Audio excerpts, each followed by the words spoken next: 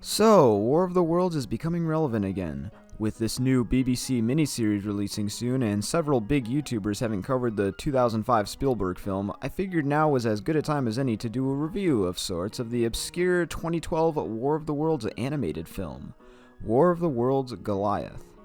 Don't worry, this will be a spoiler-free review. The first thing you notice watching War of the Worlds Goliath is its beautiful hand-drawn animation. Yes, War of the Worlds Goliath retains a classic hand-drawn style in an era where CG had already near taken over 2D animation. And apparently the creator of this film, Joe Pearson, has actually worked on many animated projects including DuckTales, Tiny Toons, Rocko's Modern Life, and Phineas and Ferb. But yes, the art style is gorgeous. It maintains a great mix between an anime look and the Western animation style. It's highly reminiscent of the anime-inspired Western cartoons of the early to mid-2000s. Both the mechs that the humans drive as well as the tripods are animated in CGI. Speaking of the tripods, let's talk about them. I really like the design they went with here for the tripods. It's like a mix between the tripods from the 2005 Spielberg film and the ones from the original book. They fit the setting and are also pretty scary, although there are actually two tripod designs. The first one is only used in the prologue, taking place during the time of the first invasion from the book, and the second, newly improved design, utilized during the second invasion. Yes, this film isn't just an adaptation of the Wells original, but rather a sequel altogether. A breath of fresh air for a War of the Worlds fan such as myself. I'm always fixing to get more alien tripods in my system. This film takes place 15 years after the first invasion from 1899 during the World War I era and features a steampunk aesthetic as a result of the leftover tripod tech. An interesting note here, the creator of this film, Joe, actually had this idea after reading the novel as a kid and wondering what was to come next, because surely the Martians would be bound to come back. I think this is an interesting idea that isn't really explored enough. Now, tripods and Martians and steampunk are all cool, but what about that story? The film stars Eric, a man who, well, he doesn't exactly have much of a character at all, really. He does have a tragic past, although admittedly it's pretty bland.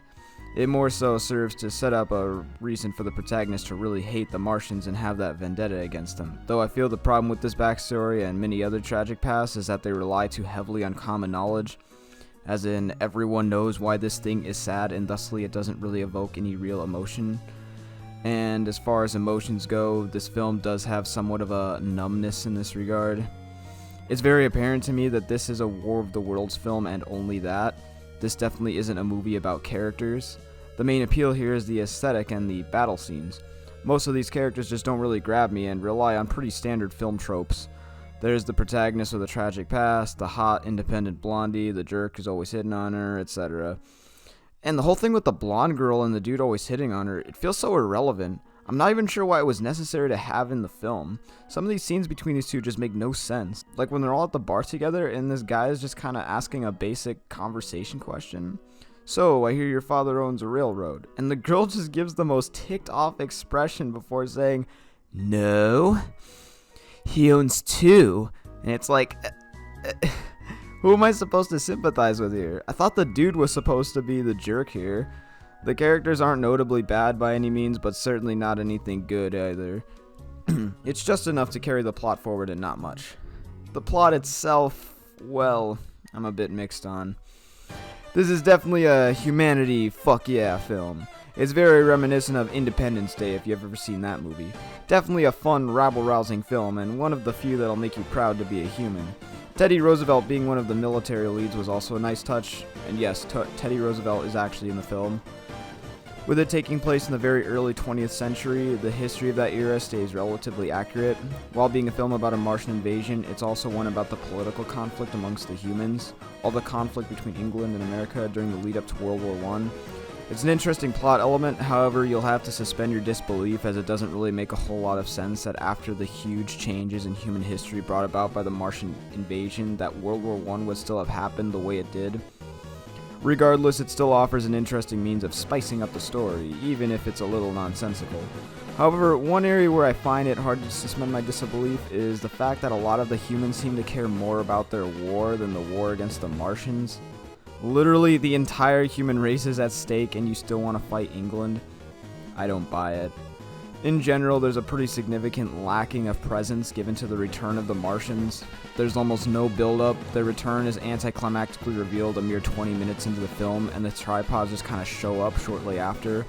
There's no intrigue here. You don't get any ominous build-up, any time to really let the impending return of the Martians create tension and anxiety. It's just, ladies and gentlemen, the Martians are coming back. It's time to fight, and thus begins the plot. This also means the first act is only 10 minutes long, not including the prologue, of course. This means that there's barely any time to make the viewer care about the characters before putting them in jeopardy. By this point, all we've learned about the main character, Eric, is his tragic past, and we never learn anything else after. And this bare minimum attempt at character struggle is used in the most uninteresting way possible. PTSD.